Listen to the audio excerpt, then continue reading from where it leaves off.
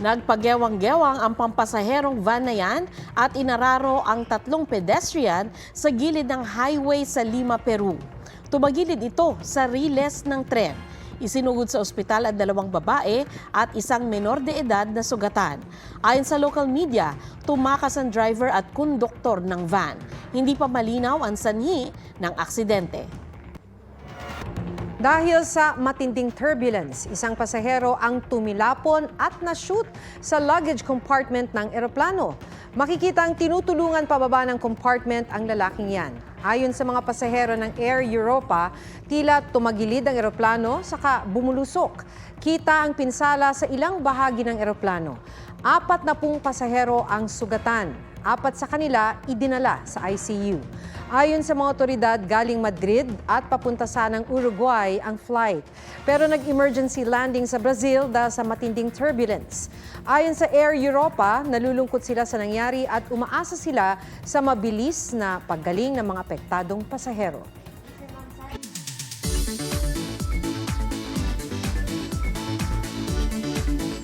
Adventure sa mountain climbing na pwede sa mga beginner.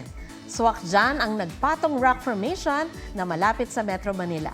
G tayo sa scenic spots dyan sa report ni Joseph Morong.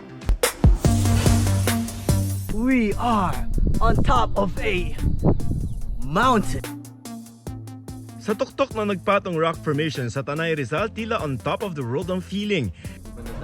Naabot yan ng content creator na si Chums kahit takot siya sa heights. Sa trail pa lamang, papunta sa base ng rock formation, di ka mababato sa dami ng puno na nakaka-relax sa mata. Kailangan ng lakas ng loob at tibay ng tuhod sa pag-akyat sa wooden ladder. Yung hike mismo will last you around 30 to 45 minutes going up. Medyo madali lang naman. Yung rock climbing part, yun lang talaga yung bato. Parang yung bato kasi is around maybe 10 to 20 meters high. Nakakatakot lang siya tingnan, pero super safe siya. Pagdating sa tuktok ng rock formation, tanggal ang pagod sa ganda ng 360-degree view ng Sierra Madre. God blessed us today with good clouds. Perfect for IG photos and views, swak din para sa mga gusto lamang tumambay at i-enjoy ang haplos ng hangin. Kung nakakakaba ang pag-akyat, extra challenge naman ang pagbaba dahil matarik at may matutulis pang bato. Naging sulit siya kasi, one, mabilis lang siyang i-hike. At 2, sobrang ganda ng view.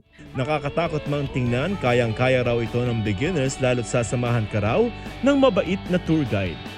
Joseph Morong, nagbabalita para sa GMA Integrated News.